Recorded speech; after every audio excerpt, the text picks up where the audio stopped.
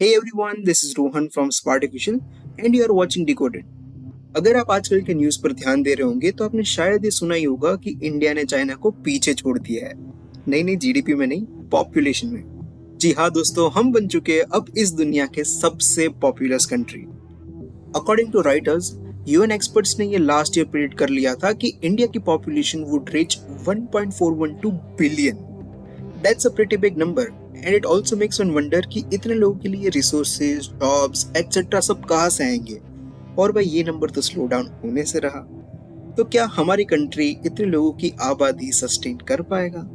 अगर इसको हम और बड़े स्केल पर देखें तो आज अर्थ पे 8 बिलियन लोग हैं एंड ऑब्वियसली इतना बोलते टाइम और भी बेबीज ऐड हो चुके होंगे इस लिस्ट में।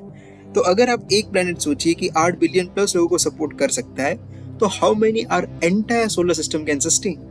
The answer is close to your phone number. नहीं मानते? तो शायद आप कंट्री कोड को ऐड करना भूल गए होंगे।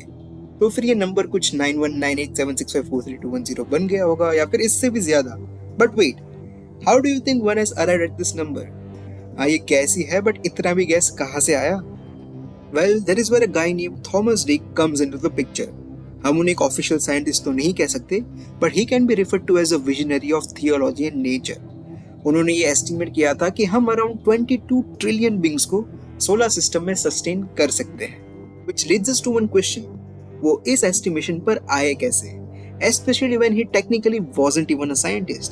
In fact, ये उस जमाने की बात है जब कोई भी साइंटिफिक वर्ड्स इन्वेंट या डिस्कवर तक नहीं हुए थे।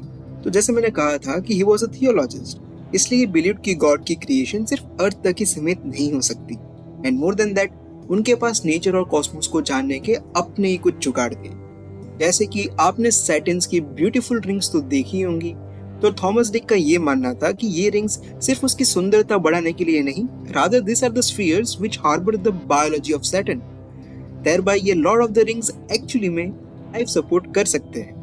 वेल, व्हाट टू से, क्योंकि एवरी ग्रेट साइंटिफिक डिस्कवरी या फिर invention it always started from N assumption, चाहे वो कितना ही फिर अजीबोगरीब क्यों ना हो। तो आज अगर हम ये अज्यूम करें कि the density of species is similar to how it was on earth in 1800, और अगर हमारे पास पॉपुलेशन रेट के स्टैटिस्टिक्स आ जाए, फिर थॉमस डिक की तरह कोई भी 22 ट्रिलियन के एस्टिमेट फिगर तक आ सकता है। यहाँ तक कि अगर sun would allow life on it, तो he assumed it could be 30 times this number.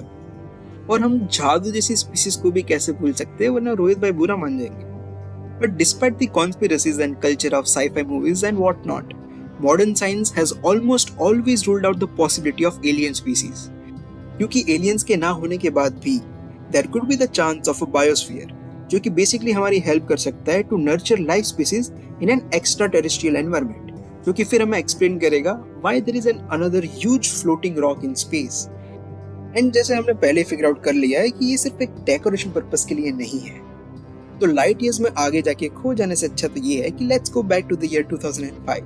where there was a study published in the Journal of British Interplanetary Society which examined the limits जो कि impose होती है nitrogen और phosphorus की availability से हमारे solar system में। So basically अगर हम ये गैसेस के साथ साथ ऑक्सीजन और कार्बन डाइऑक्साइड को भी अगर स्पेस एनवायरनमेंट से एक्सट्रैक्ट कर पाए, तो सिर्फ ह्यूमंस तो क्या, हम एक नया पूरा अर्थ ग्रो कर सकते हैं, that to which will have 6000 times more biomass than our earth. और अगर हम same biomass to human ratio रखें, तो हमारा पूरा सोलर सिस्टम प्रोबेबली एक ऐसा बायोस्फीयर हार्नेस कर सकता है that could harbour 50 trillion people. Moreover, अगर हम ऐसा अज्यूम करें कि हम एस्ट्रॉइड के भी बायोलॉजिकल पोटेंशियल कंटेंट्स को समहाउ रीच और रिपर्पस कर सकते हैं, तो this number could go to hundreds of trillions.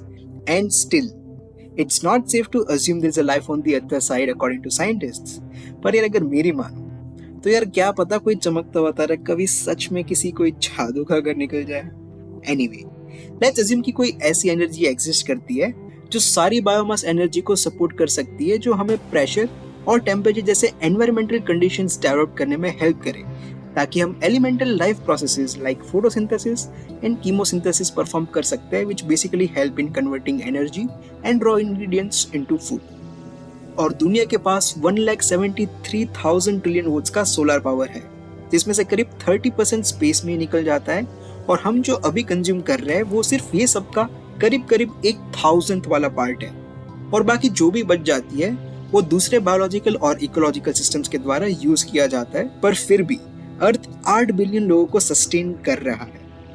तो इसके अनुसार अगर हम देखें तो sun can still support about 10 billion such worlds like our earth and thus more than 80 trillions of us.